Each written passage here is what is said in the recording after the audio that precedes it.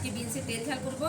Beans, পেঁয়াজ কুচানো, tomato, আদা, রসুন এবং লঙ্কা গুঁড়ো, হলুদ গুঁড়ো দেবো, সেটা যে যার পরিমাণ মতো দেবে।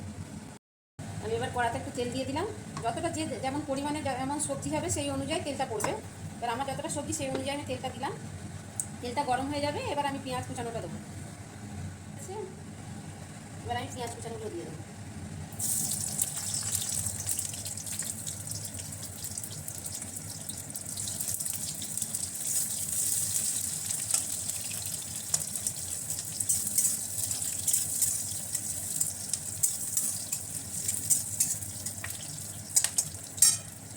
এবার এর মধ্যে বিনসগুলো দিয়ে দেবো।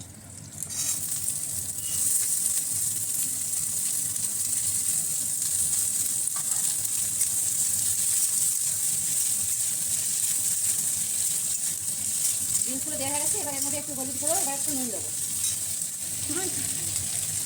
এবার একটু হলুদ গুঁড়ো দিয়ে দেবো।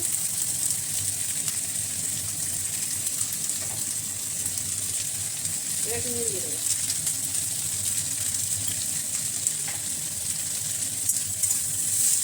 দিয়ে নাড়াচাড়া করবো। এর উপরে এবার একটু টমেটো দিয়ে দেবো।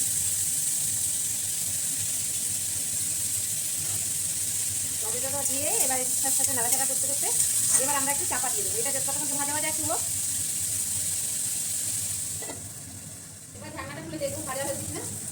মনে হচ্ছে ভাজা হয়ে গেছে। হ্যাঁ, ভাজা হয়ে গেছে। এবার হচ্ছে তোমার আদা আর রসুন বাটা দেবো।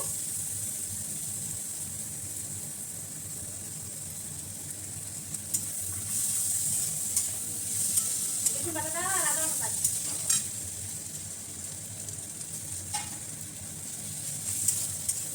এবার একসাথে ভালোভাবে নাড়তে হবে। এবার ভাজা ভাজা হয়ে এলে তারপর লঙ্কা গুঁড়ো একটু দেবো।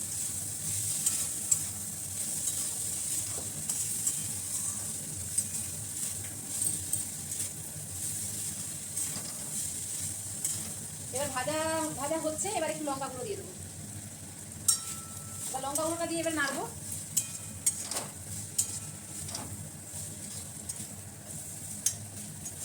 যতক্ষণ না এবার হচ্ছে এই রসুনের এবার আর হচ্ছে আদা ভাজার গন্ধটা যত না সুন্দরভাবে আসে ততক্ষণ অবধি এবার নাড়তে থাকবে।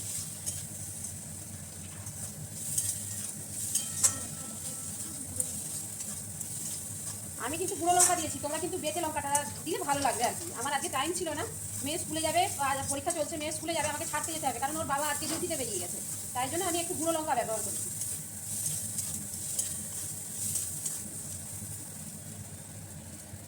ভাজা ভাজা হয়ে এসছে, এবার আমি হচ্ছে জল দিয়ে দেবো। এবার যে যার পরিমাণ মতো কিন্তু জলটা দেবে। বেশি জল দিলে অনেকক্ষণ ধরে ফুটবে, সবজিগুলো যে সবুজ ভাবটা আছে সেটা নষ্ট হয়ে যাবে। ওই জন্য পরিমাণ মতো অল্প একটু জল দেবো। এবার আমি জলটা দিয়ে দেবো।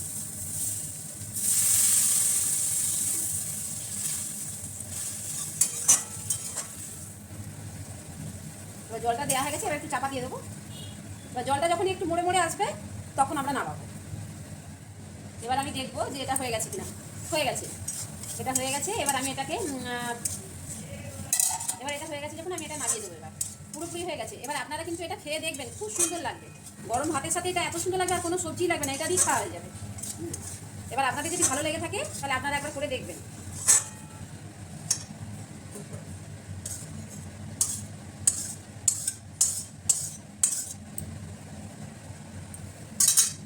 কত সুন্দর জিনিসটা হয়েছে, সবুজও আছে, কালারটা কত সুন্দর এসেছে। এটা করে খেয়ে দেখবেন, খুব সুন্দর লাগবে।